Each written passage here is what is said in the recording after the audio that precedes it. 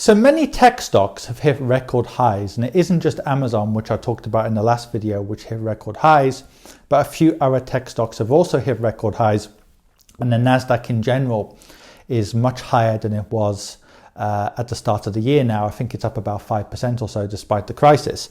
Now, what's interesting is it got me thinking about something, because a few months ago, I can remember during the worst of the crisis, without naming names, there are one or two people who work for me who actually sent me an email, very panicky, saying, oh, you know, this could be a terrible situation, blah, blah, blah. To cut a long story short though, us as a company, even obviously we're a very different company to Amazon, we've had many record months this year as well. And all the online companies I know who have had a good strategy have seen record months in many ways. But it's all about mentality. I've noticed a commonality where even if you dive deeply into companies, those people who have a more optimistic outlook on life are more likely to succeed. Now, don't get me wrong, there's a lot of misleading information out there. There are some people who say, basically, all you need to do is chant affirmations in the shower, have a cold shower and tell yourself you're great all day, and then everything's going to fall into place.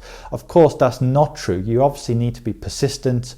You need to work smart, work hard. If you do that with persistence and you tell yourself positive things, you're more likely to do it.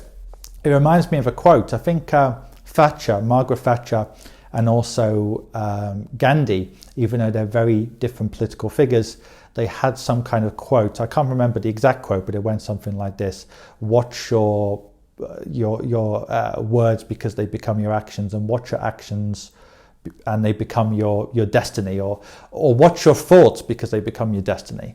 And I should have probably regurgitated or remembered that quote before the video, but the point I'm making in this video is that whilst it's not true that all you need to do is watch your thoughts, there is an element of truth that your thoughts are more likely to become your reality. So for example, let's say if I say something like, I want to lose weight next month, that's probably not as positive as saying I am currently, losing weight. So it's not just when it comes to wealth or business. In general, if you do talk in the affirmative, you are more likely to succeed. And I've noticed when it comes to even small and medium-sized businesses, it's very easy for people to talk themselves into negativity and give themselves excuses. So for example, if you tell yourself, well, there's lockdown in this month, my business relies on face-to-face, so we're going to do badly.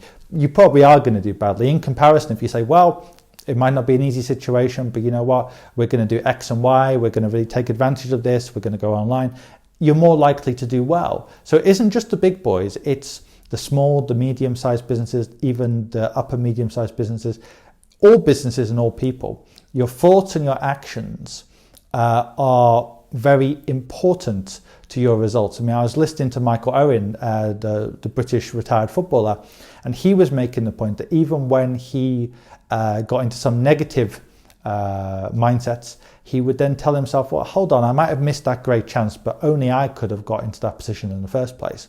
And I think this is really key. All the great performers are very likely to regulate their mindset very well. That doesn't mean, look, we can all have our bad days. We all have our doubts. We all have our periods of, not being completely certain. That's normal. It's human nature. But if you get rid of toxic people, you get rid of toxic thoughts as much as possible, you're more likely to succeed.